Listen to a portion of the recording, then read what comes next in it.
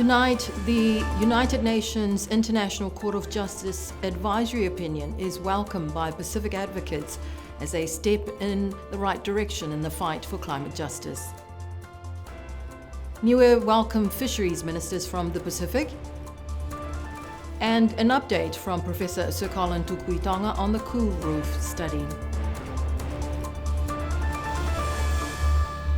Good evening, I'm Esther Pavihi and welcome to tonight's bulletin of BCN News.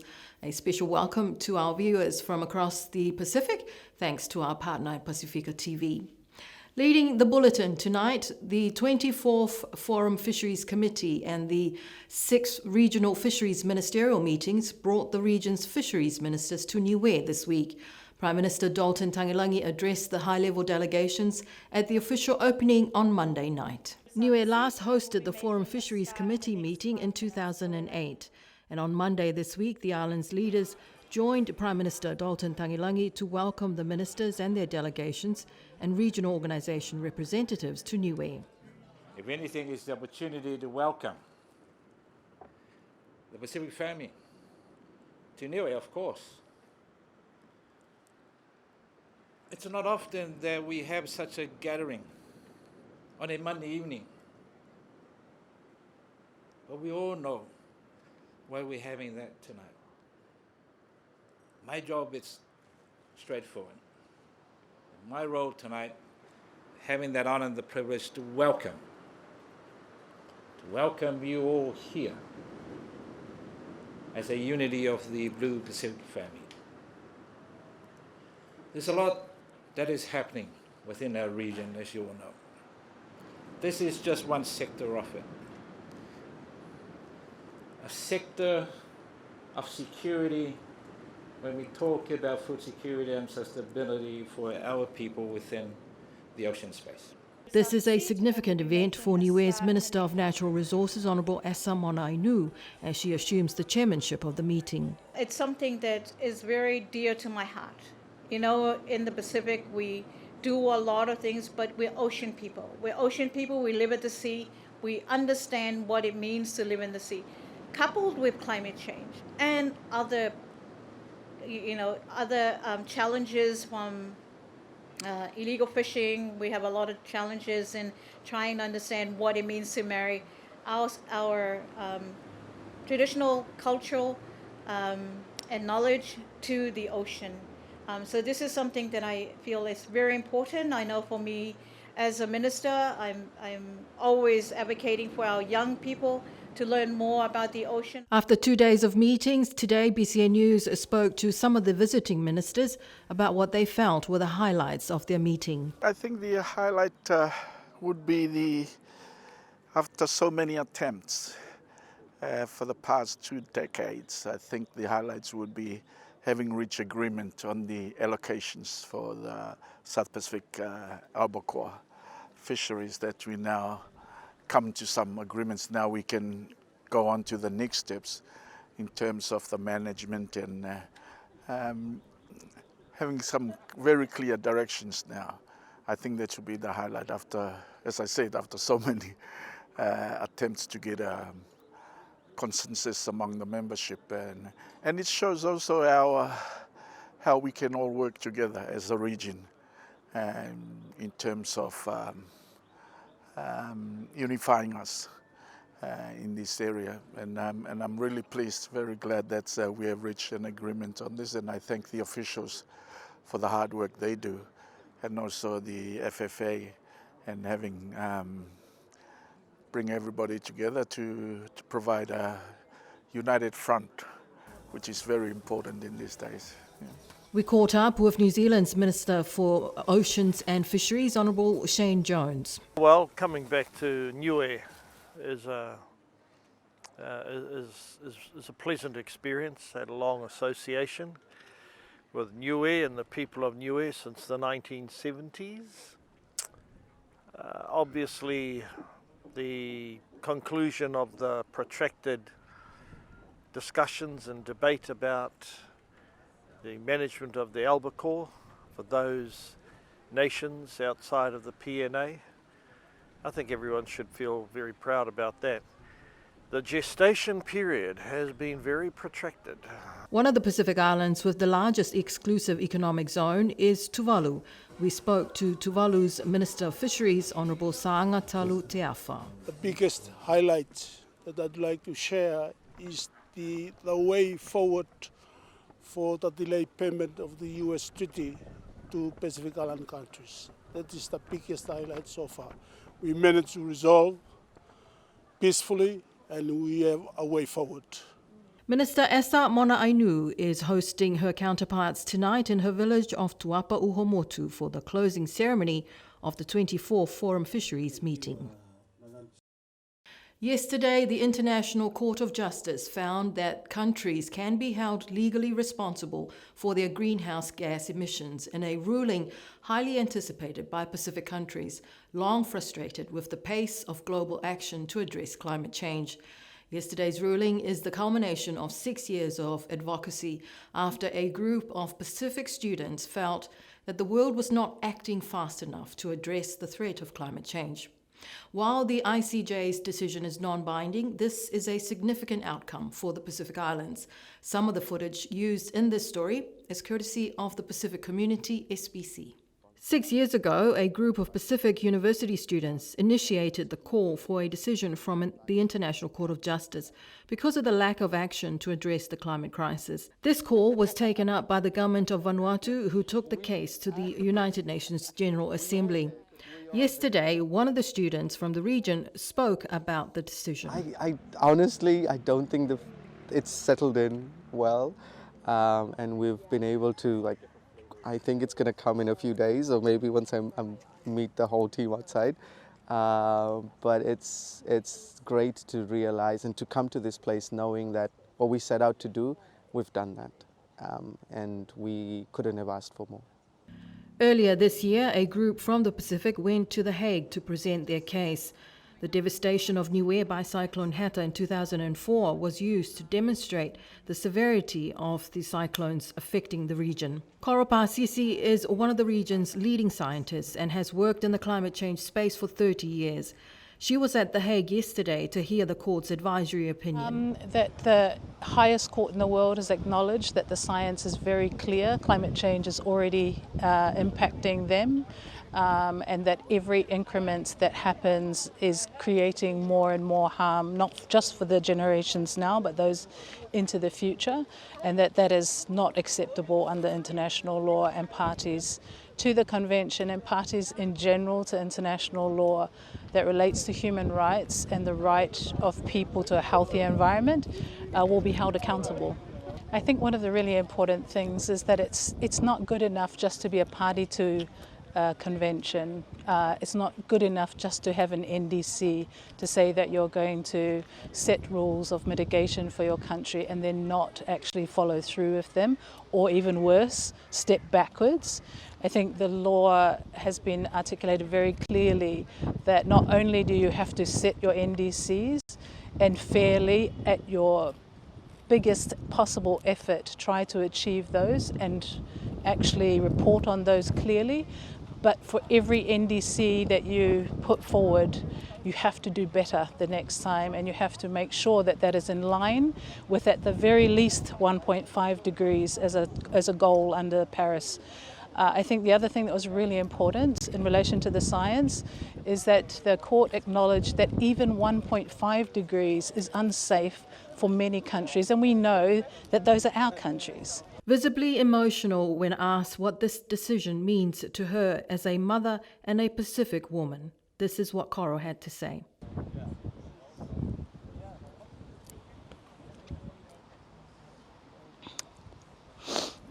I feel relieved. I think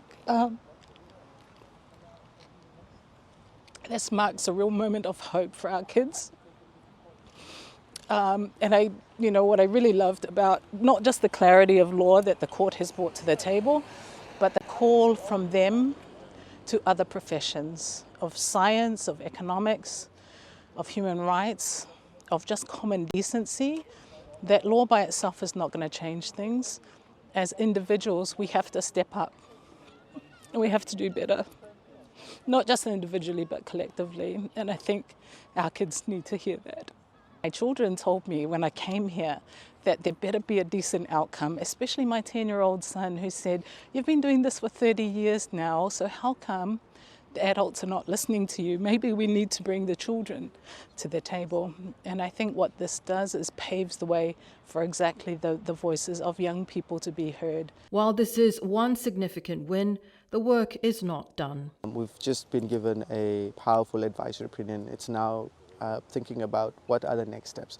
COP30 is a no-brainer. I think it's going to be extremely important and significant. The first COP will be going into with an advisory opinion, and that's when with such a strong opinion, it would mean that we definitely have to strategize and get our plans in order to ensure that what the ICJ said, the transformational pronouncements of the ICJ, are reflected in the negotiation tables, in the decision texts at COP30 and beyond. And so the work will continue.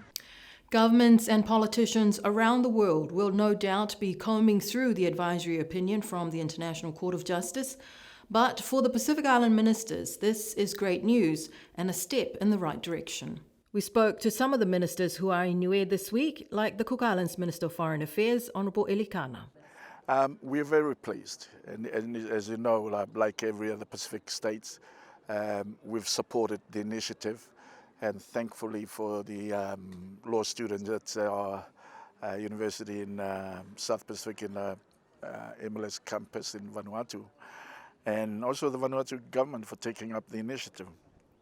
But very pleased with the outcome, and it's something we were always confident it will be ruled in that direction, and we are very pleased that we got the judgment out.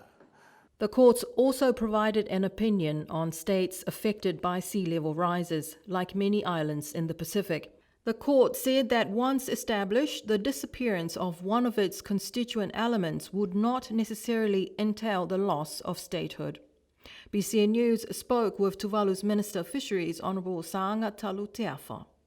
Well, Tuvalu welcomes the decision, as Tuvalu was involved also as well in the litigation to the ICJ. And we thank so much the ICJ for their understanding in the impact of climate change that we are suffering at the moment. It's an excellent decision and also aligned with our effort to advocate our loss and damage situation that we are thinking of at the moment. So we thank you so much for the ICJ, for the decision that has been made.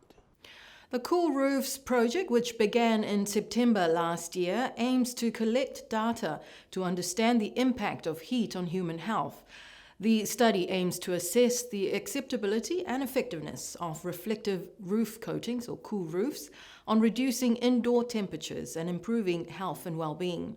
Information collected will help inform public policies on climate change-induced extreme heat exposure here in Niue and in the Pacific. This week, we share a message from Professor Sir Colin Tukuitonga from the University of Auckland, who is co-lead in this research project. He would like to thank the participants who are part of the research and encourage them to get your test done at the hospital. This is the final participation blood test. From October last year to February this year, the Cool Roofs team of painters painted 88 roofs. The team are now in the process of completing the 5th participant surveys and expecting to complete the 6th survey in September and October. The study will finish at the end of this year, and the results from the study will likely be completed by early next year, after which the remaining houses will be painted. In addition to Niue, this study is being replicated in 3 other countries around the world, in Mexico, in Burkina Faso in Africa, and in India. They grew up in Whakaleina Alofi South, and then they moved to different parts of the world, from Western Australia to Queensland, from Wellington to Auckland, from Hawaii to mainland USA. They returned to bring their families and to reunite at Leina.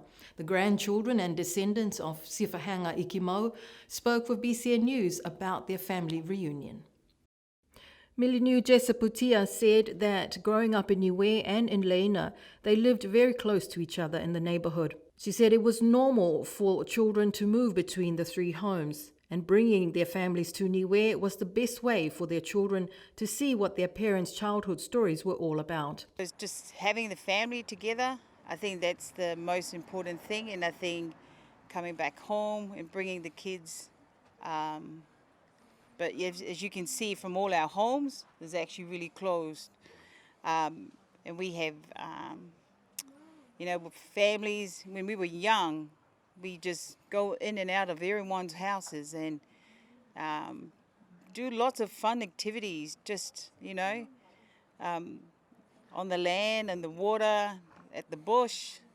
So we don't have that anymore, Everyone is into their little gadgets. Thank you. I love the place here, First time here, I love it. The unga is beautiful, man.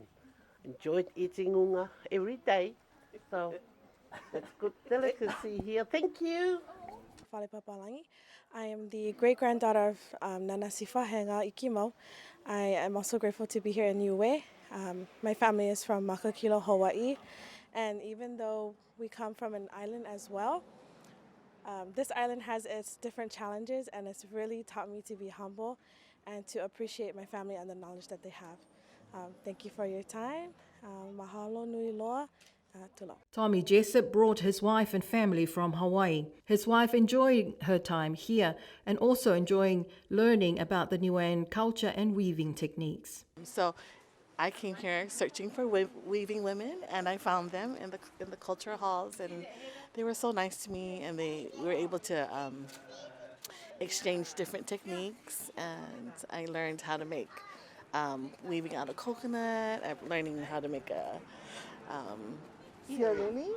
sea lily, and so it's been more than 30 years since they left Niue, but for these grandchildren of Sifahanga Ikimau, their wangahau Niue and their connection to the island remains very strong. Some members of the family performed at the Alofi South Village Show Day on Saturday. Former director of Taonga Niue, Mora Enetama, says that she is disappointed to see the colour yellow of the BCN building has been replaced. She said that the yellow is significant to Niue because it describes the nature or the warmth of Niuean people. The rebuild of the BCN studios and building is a $2 million project funded by the Government of Australia. Last week, the paint was changed to white as requested by the artist from Australia, who will be arriving on the island to paint a mural on the front walls of the building.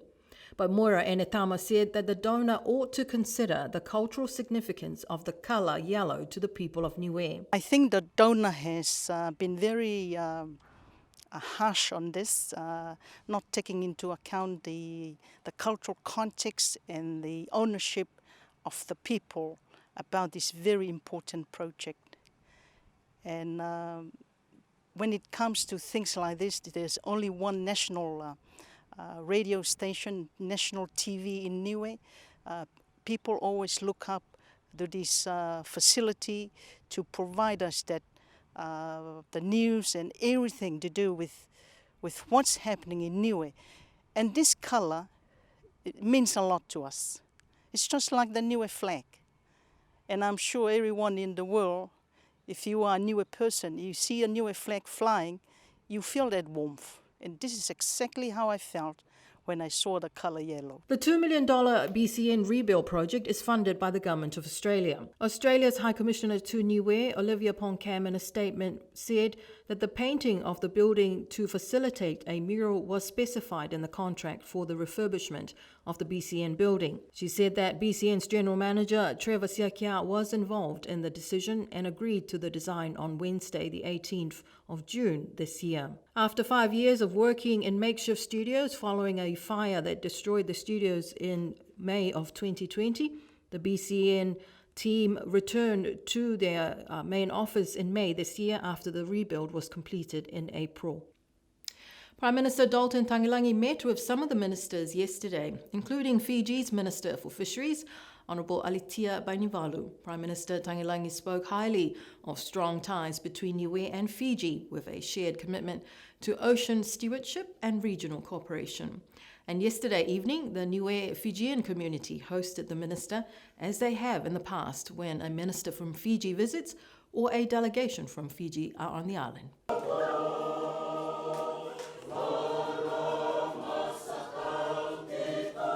Teachers, medical staff and technical staff from Fiji, joined by the local resident Fijian families, make up the second largest ethnic group on Niue. Yesterday they hosted Minister Bainivalu at the Niue Golf and Sports Club.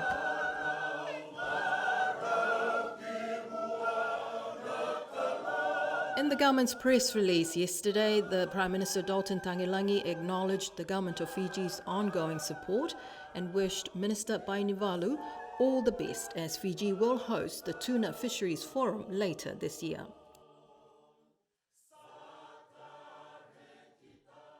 And to end our bulletin tonight, the Alofi South Show Day is one of the highlights of the village calendar of events. On Saturday, the people of Alofi South yet again impress visitors and locals alike by showcasing some of the best entertainment on the island. The variety of food and drinks was even better this year, bringing together a mix of international and Pacifica tasty treats. Prime Minister Dalton Tangilangi, in opening his village show day, said that sometimes words and lengthy speeches are just not enough to justify the extraordinary efforts to put on such a show. And it's best to let the sights and sound speak for themselves. And beautiful sights and sounds there from the annual Village Show Day of the village of Alofi South. We look forward to the next annual Village Show Day, which is going to be at the village of Lakapa. But from us here at the team BCN News, we wish you a good night. Nono wha, mrine pō.